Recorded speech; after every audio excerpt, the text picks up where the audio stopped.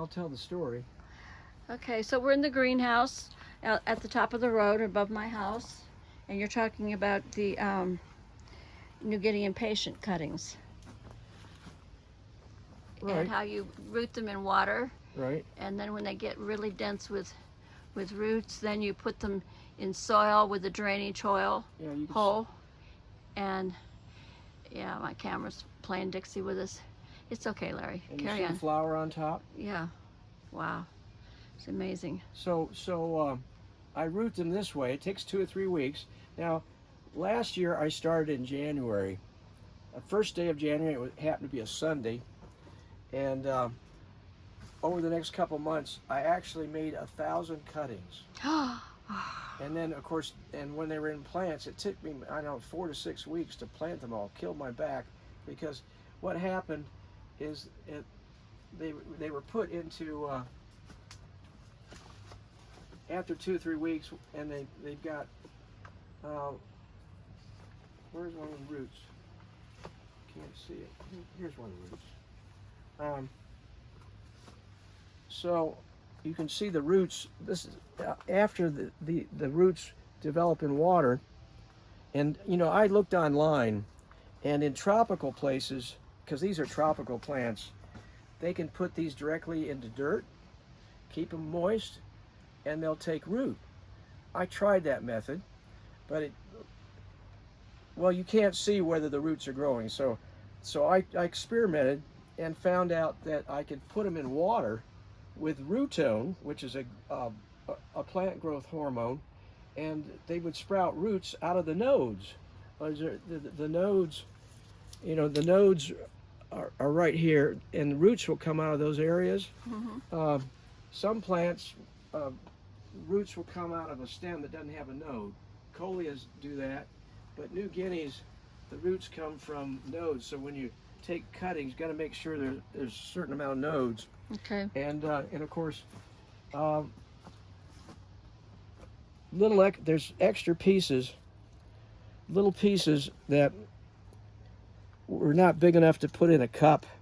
So I experimented. I dropped them into these shallow bowls, and I did this inside under grow lights. Beatrice was growing things under grow lights, so this project started.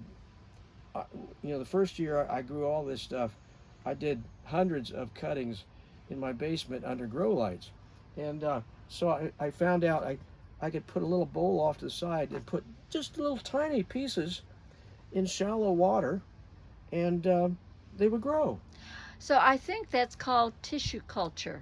And I think that's what Proven Winners does, as to how they, because they don't grow things from seed. They grow things from plant to plant to Well, plant right, to plant. that's right. And I think that's how they do it. Now, I have to tell you that these vines, this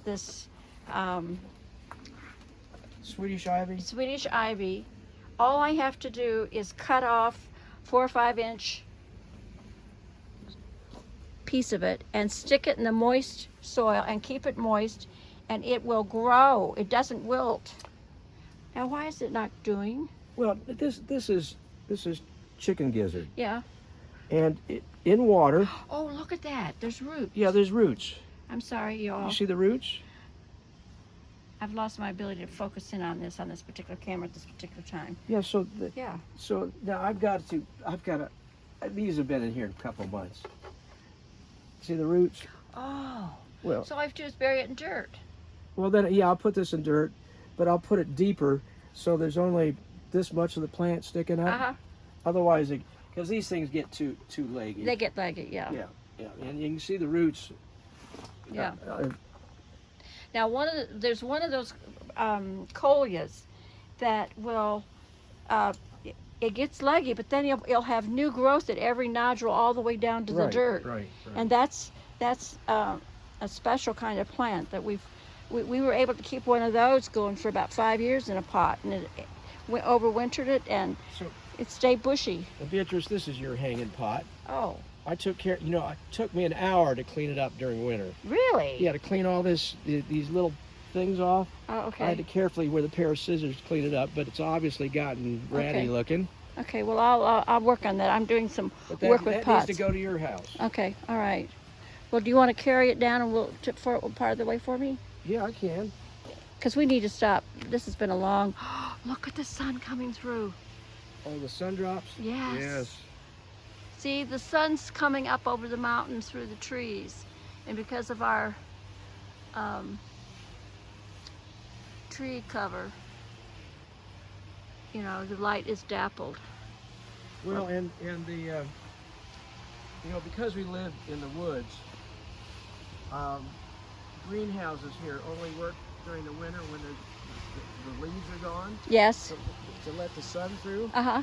And this particular greenhouse I built right on the road because this was the only place that had a lot of sun. Uh-huh. But there are some evergreens on the side, on the eastern side, that keeps it from getting sun from this side. Uh-huh. I can see that. But come this way, we're almost finished. Okay.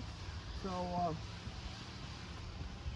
I have another greenhouse. Okay, you need to stay kind of behind me or to the side. I'm okay. sorry. Well, you can look. This greenhouse has got 4 layers of plastic. You can see this. It's Beatrice found this. People in British Columbia, very cold, Yeah. were putting bubble wrap around their little greenhouses. Mm-hmm. And so I said, wow, it's because it's a trapped airspace. Right. Something insulates when it traps air. And so when I built this greenhouse, it's similar to the one I built at the end of the house, my house. I used a 2x4, and on the outside layer I put a layer of plastic, and I put a layer of plastic, this kind of plastic, on the inside. And so I had a closed space, and I built that greenhouse maybe 35 years ago. And so when I found out, Beatrice told me about that, I had already had new plastic on my greenhouse at my house, so I just added on the inside. But when I built this greenhouse, I designed it with a layer of bubble wrap on the inside of the 2x4 and one on the outside, and then to protect the bubble wrap from whatever debris, I put a layer of the 6 mil plastic on the outside. And then I put these strips of wood to hold it in place so it doesn't flap. Uh-huh. Well, this greenhouse, because where it's located, is picking up a lot more trash. Yeah.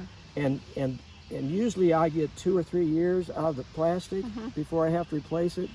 But this greenhouse, I was using my blower here to blow out the debris in this gutter, and it tore off this piece. Oh. And then up here, a stick came through and punctured this one. Oh. Because, you know, I have trees down close to my other greenhouse, and I've had sticks come down.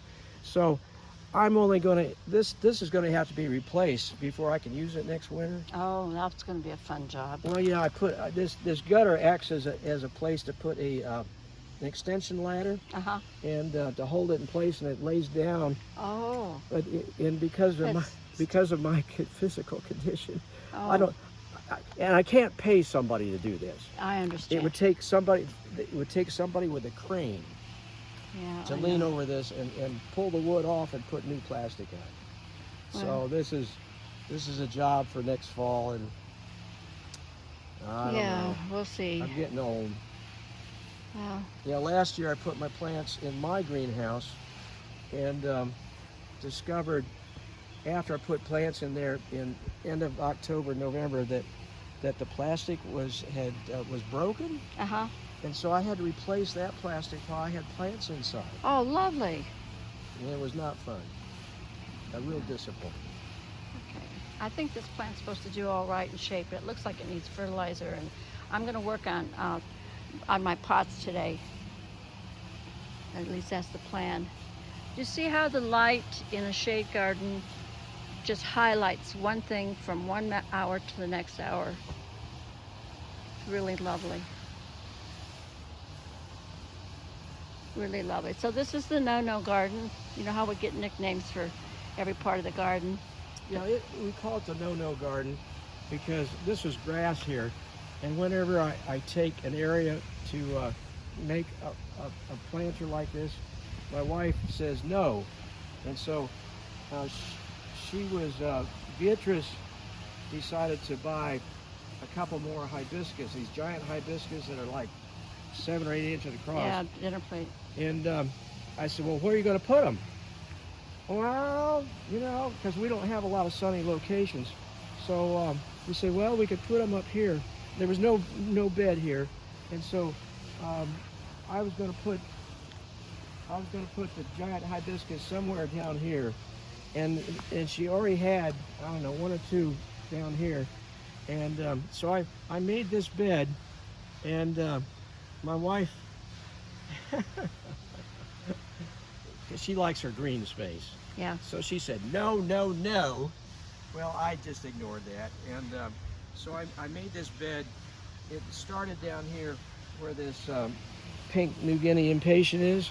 And the bed went, to begin with, to about here. And so it wasn't, still left a lot of grass.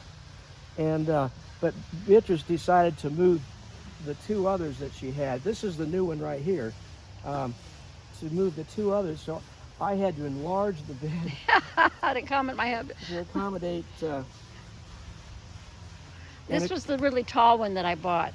Yeah. Yeah, okay. Well, this is lovely. Thank you so much. So they called the No-No Garden because initially Joy did not want this garden built, that little So area. that's the name I gave it. Yeah, So it's very symbolic. and apropos, huh? Well, thank you all for joining us on our little garden walk this morning. You know, everything's different from one day to the next, and huge changes from one week to the next. And I'm bringing you along on our little exercise here. I didn't have much hope for this hydrangea. It's when it's really, really cold, the tips of it get burnt off. In the wintertime, they turn to jelly. Anyway, thank you so much for sharing. Oh, you see the sun is even reaching into the Kew garden now. See how the sun has moved from the heucheras? Front part of this was getting sun earlier. And now, back here, my hydrangeas and my hostas and the hardy begonias, where all the daffodils were in the early spring, are getting sunshine. I'm going to take this plant to the porch. Okay, thank you very much. Thank you for joining us today.